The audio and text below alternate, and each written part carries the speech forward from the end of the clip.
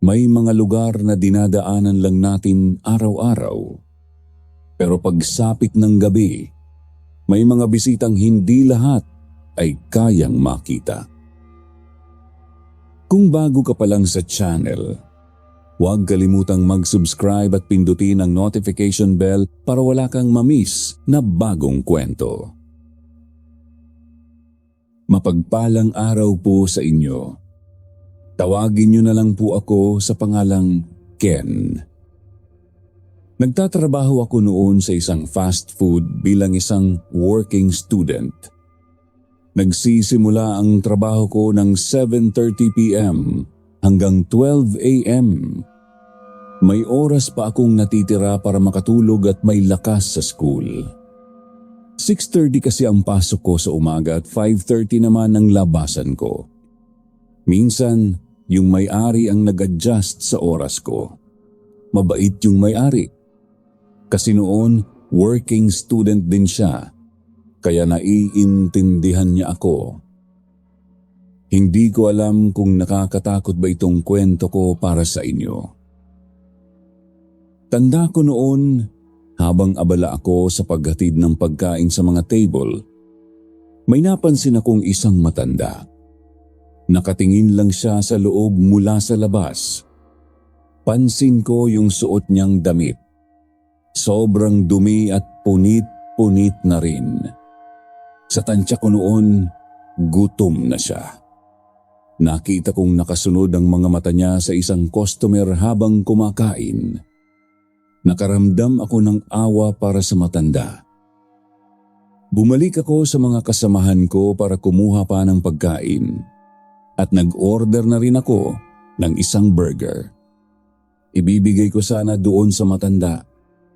Pero nung napatingin ako sa salamin, wala na siya doon. Lumapit ako sa isang babaeng customer at tinanong kung nakita ba niya yung matandang nakatayo sa labas. Sinabi niyang wala raw siyang napansin. Lumabas pa nga ako noon para tingnan kung makikita ko yung pulubing matanda. Hindi ko na malaya na sumunod pala sa akin yung isa kong katrabaho na si Jay. Tinanong niya kung sino raw ang hinahanap ko. Sinabi ko sa kanya yung tungkol sa pulubi. Sabi niya sa akin, tingnan na lang daw namin sa CCTV kung saan pumunta. Baka nasa paligid lang. Nung wala nang masyadong gawain, tiningnan nga namin yung CCTV. Pero laking gulat at takot ko nang wala man lang sa footage yung matandang pulubi. Kahit doon sa pwesto kung saan ko siya nakita, wala talaga siya. Kinilabutan ako noon. Bakit hindi man lang siya nakita sa CCTV gayong nakatutok naman sa pwesto niya yung kamera? Yun ang unang beses na natakot ako. Parang himala yung nangyari. Kinabukasan ng gabi, nagulat na lang ako nang makita ulit yung matanda. Nasa harapan siya ng isa naming customer na kumakain. Nagtaka ako kasi hindi man lang pinaalis nung lalaki yung pulubi. Yung iba kasi kapag nasa ganong sitwasyon, pinapalayas agad.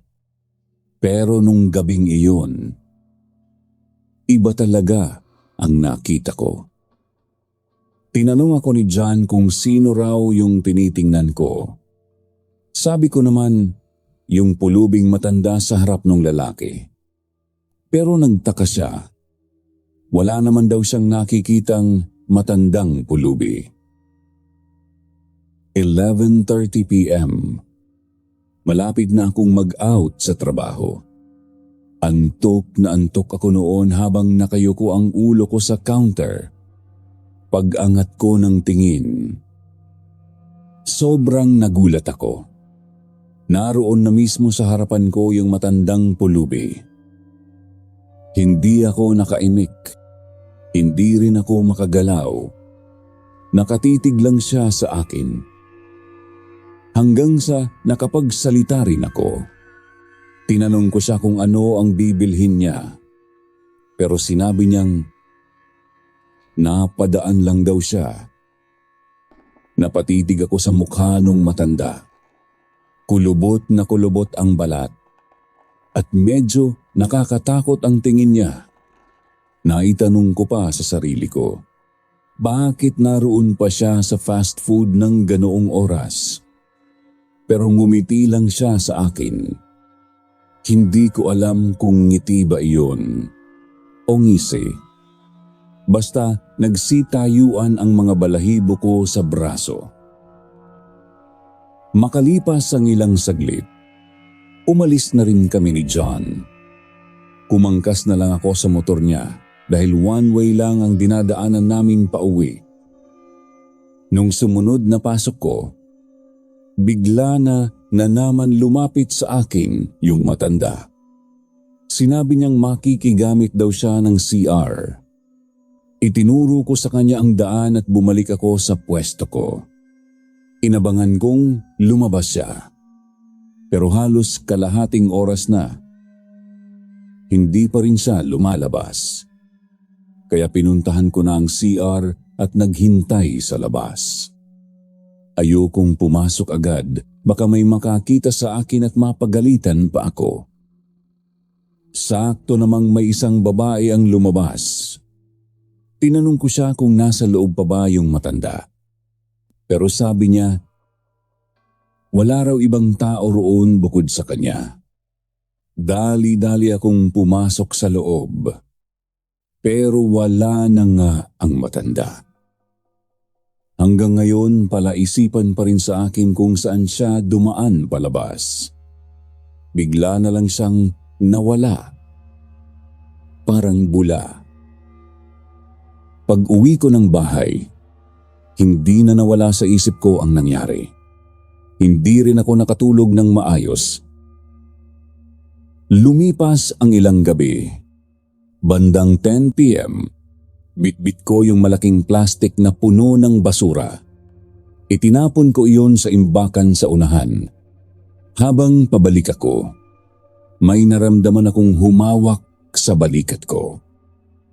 Paglingon ko, yung matanda na naman, pero iba na ang suot niya. Purong itim na. Sinabi niya sa akin, huwag kang sasakay sa tricycle na kulay pula. Pagkasabi niya noon, umalis na siya. Medyo naguluhan ako. Pagsapit ng 12:00, nag-out na kami ni John. Doon ko lang nalaman na wala pala siyang dalang motor dahil sira raw. Hanggang sa may humintong tricycle na kulay green. Puno na iyon. Isa na lang ang pwedeng sumakay. Ako na lang ang pinasakay ni John. Maghihintay na lang daw siya ng kasunod. Habang medyo lumalayo na kami, nakita ko yung matanda. Nakatiyato siya sa tabi ni John. Hindi ko na lang pinansin. Sa mga sumunod na araw, palagi ko nang nakikita ang matanda. Lagi siyang nakasunod kay John. Palagi ko rin iyong binabaliwala hanggang sa isang gabi. Nakita kong nakasakay siya sa likod ng motor ni John. Nakaramdam ako ng kaba. Hindi ko alam kung bakit. Basta kinabahan ako para sa kaibigan ko. Isang gabi, nagising na lang ako dahil may kumatok sa pinto. Pagbukas ko, si John. Tinanong ko siya kung bakit siya nasa bahay namin ng ganoong oras. Pero wala siyang sinabi. Bigla na lang siyang umalis. Kinabukasan, 6:30 akong pumasok at naabutan ko si John. Tinanong ko siya kung bakit siya biglang umalis kagabi. Pero sabi niya, wala raw siyang alam. Napansin ko ring maputla siya. Inakala kong may sakit lang. Inaagaw ko pa nga sa kanya yung mga tray para ako na ang maghugas. Pagkatapos kong maghugas, lumabas ako ng kusina. Naabutan ko ang iba naming kasamahan na seryosong nag-uusap. Habang papalapit ako, narinig ko ang salitang 50-50. Kaya agad akong nagtanong kung sino ang tinutukoy nila. Nagulat ako at halos hindi makapaniwala sa sinabi nila. Si John daw ay naaksidente noong gabi habang pauwi na siya. At ayon sa kanila, 50-50 ang lagay niya. May posibilidad daw na hindi na siya mabuhay dahil malala ang tinamo niyang mga sugat. Pero agad kong sinabi sa mga kasamahan ko, hindi pwedeng mangyari yon. Kagabi nga pumunta pa siya sa bahay namin. Nakita ko pa siyang pumasok. Bigla silang nanahimik. Kinilabutan silang lahat sa sinabi ko. Doon namin naisip, baka noong gabing nakita ko si John sa bahay namin, kaluluwa na lang pala niya iyon. At baka nagpapahiwatig na siya na mawawala na. At yung matandang pulubi, baka siya ang magiging sundo niya. Habang nag-uusap kami, bigla na lang kaming nakarinig ng malakas na kalabog sa kusina. Lahat kami ay napatingin. Agad kaming pumasok para tingnan kung ano ang nangyari. Pero pagdating namin, wala namang natumbang gamit. Wala ring tao. At wala kaming makita kung ano ang pinanggalingan ng kalabog. Hindi na ako mapakali. Kaya maaga akong nagpaalam sa manager namin para makabisita sa ospital.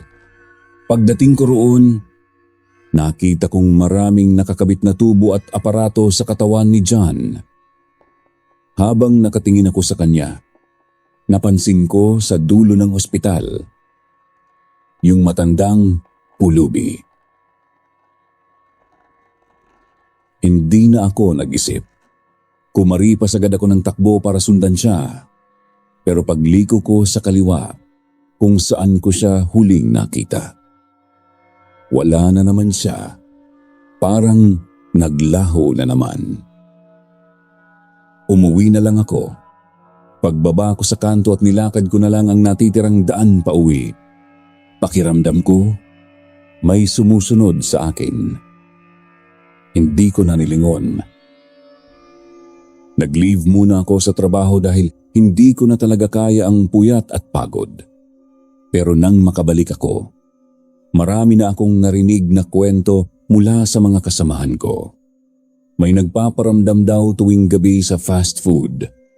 At ang hinala ng lahat, baka si John ang nagpaparamdam. Naalala ko, may isang beses na may nangyari rin sa akin. Bandang 11 p.m, nagsiserve ako ng pagkain. Bigla kong narinig ang boses ni John. Kaparehong-kapareho talaga. Kinilabutan ako.